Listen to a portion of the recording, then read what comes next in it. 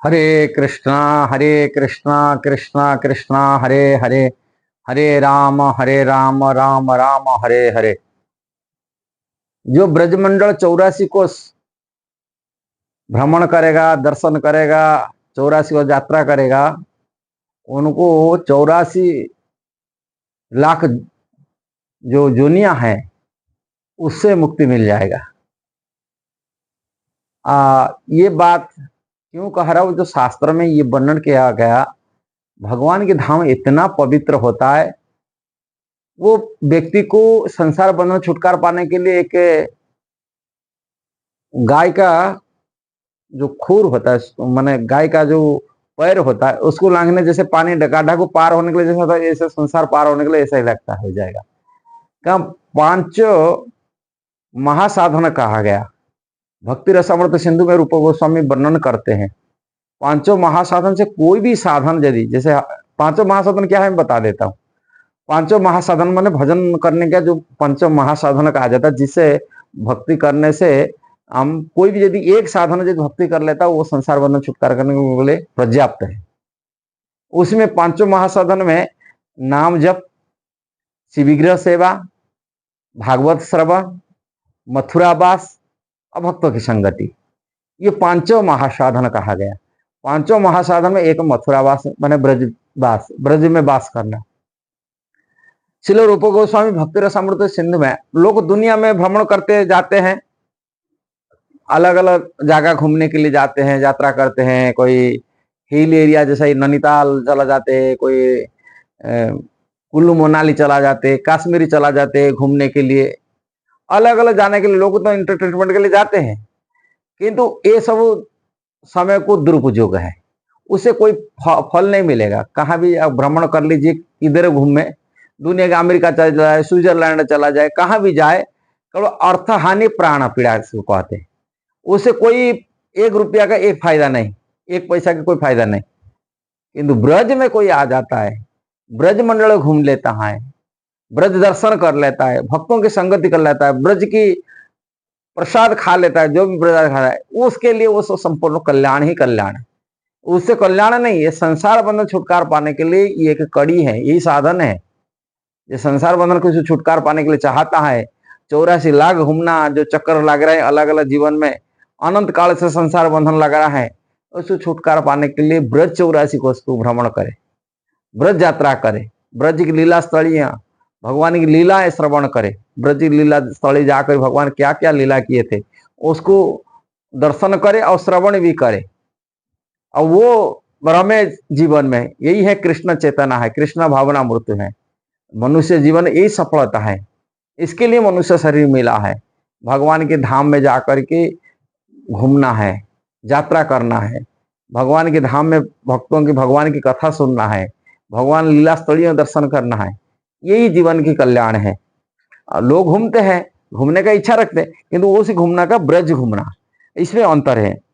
मथुरावास की महिमावारी में लिखा गया, रूप गोस्वामी उद्धृत करते हैं, बरहा पुराण से कहा गया, बरहा भगवान पृथ्वी के लोकवासियों को करे, जो लोग मथुरा के अतिरिक्त माने ब्रजमंडल के अतिरिक्त अन्य स्थानों के प्रति आकृष्ट होता है, वो निश्चय रूप से माया द्वारा सम्मिलित हो जाएगा।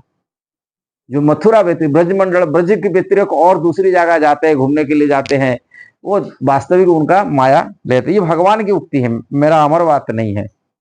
ब्रह्मांड पुराण में कहा गया, ब्रह्मांड कहा गया है, तीनों लोक में सारे तीर्थ स्थानों की यात्रा करने से सारे फल मथुरा की पवित्र भूमि के स्पर्श मात्र से प्राप्त किया जा सकता है। उसमें ब्रह्मांड पुराण में कहा गया, सारी दुनिया में जितना तीर्थ है, जैसे हरिद्वार है, ऋषिकेश है, प्रयागराज है, ऐसे बहुत सारे तीर्थ, गंगा जी है, अनंत तीर्थ है, सब ब्रह्मांड में जितना तीर्थ है, सारी लोग में सारी तीर्थ में जा करके वहां तपस्या करना, व्रत करना, उपवास रखना, दान करना, माला जप आदि करना, ये सब करने से पुण्य फल इकट्ठा होता है। वो पुण्य फल को ये सारी तीर्थ में जाकर के जो पुण्य को इकट्ठा किया जाता है, वो पुण्य फल मात्र ब्रज भूमि का स्पर्श मात्र से ही मिल जाता है। ब्रजभूमि में। अब ब्रजमंडल में जाइए, रह करके एक सप्ताह रह करके कि महीना भर रह करके जो ब्रजवास करके ब्रजी भूमि में यदि जब किया जाता उसका कहना क्या आ जाए, ये बात। इसीलिए अनेक शास्त्र के कहा गया, मथुरा की भूमि श्रवण स्मरण महिमा गान वांछा दर्शन और स्पर्श मात्र से मनुष्य को सारी इच्छाएं पूरी हो जाता है। अलग अलग पुराण में अलग अलग कथा कहा गया। इसलिए ब्रज भूमि में यदि कोई दर्शन करता है, स्पर्श करता है, भगवान की लीला स्थली को लेटता है भी, सोने में यहाँ ब्रजभूमि में यदि कोई सो जाता है एक रात, वो दंडवत की फल प्राप्ति होता है।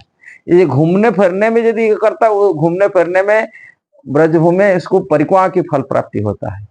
अब ब्रज में यदि भोजन कर लेता, उसको महाप्रसाद की भोजन करने के फल प्राप्ति होता है। किस भी वही है ब्रजभूमि के, इसके महिमा तो बहुत सारी, जैसे प्रबोधानंद सरस्वती ठाकुर जी वर्णन किए हैं, जैसे वृंदावन महिमा व्रत लिखे, उसमें बहुत सारी, जैसे बोलते हैं वृंदा देवी है वृंदावन धाम, बोलते कीड़े का शरीर मिले, मेरा कर्म अपनी कर्म तो ऐसे ही गंदी कर्म है, और गंदी कर्म के फल होने में कीड़े का शरीर मिल जाए, कोई बात नहीं, वो कीड़े शरीर ब्रजभूमि का नाली में कीड़े बन के रहूंगा, किंतु ब्रज बाहर मेरे को कोई अलग कोई ब्रह्मा की शरीर बुद्धि में नहीं चाहिए हमको। भक्ति विनोद ठाकुर लिखते हैं, कीट जन्म यदि होया तर दास, ऐसे ही कीड़े शरीर जन्म हो जाए कि ब्रजभूमि में जब मिले, किंतु और दूसरी जगह जाएगी ब्रह्मा जी की शरीर हमको नहीं चाहिए, लंबे आयु मिलेगा, बड़े ब्रह्मा की लोक मिलेगा, वो पद नहीं चाहिए। इसलिए जिनकी दुर्भाग्य, प्रबोधानंद बहुत सारी वर्णन के, जिनकी दुर्भाग्य है वो ब्रज छोड़ के बाहर विचार करता, बाहर जाने तो आता है। इसलिए अति कम से कम धाम में कार्तिक मास में सभी को अनुरोध है, कार्तिक मास में ब्रजभूमि में आकर के ब्रजवास करके धाम यात्रा करके धाम की लीला महिमा को श्रवण करके मनुष्य जीवन को सार्थक बनाइए और जीवन को सफल बनाइए। ये शास्त्र में यही निर्णय किया गया है, मनुष्य शरीर मिला दुर्लभ शरीर मिला है, उसको सदुपयोग करिए। कृष्ण के धाम में कृष्ण की संगति इसमें मिल जाता है, कृष्ण धाम कृष्ण से अभिन्न है कहा जाता है, भगवान के धाम में यदि भगवान से अभिन्न कहा जाता है। और ये धाम में कुछ समय के लिए हो, जीवन भर तो रहने तो बहुत अच्छा, उस समय के लिए अति कम से कम आकर ही घर गृहस्थ परिवार को त्याग करके ब्रजवास करके अपने मनुष्य जीवन को सार्थक बनाइए। अच्छा लगा तो जरूर इसको शेयर करना, सब्सक्राइब करना, लाइक कमेंट देना। हरे कृष्णा।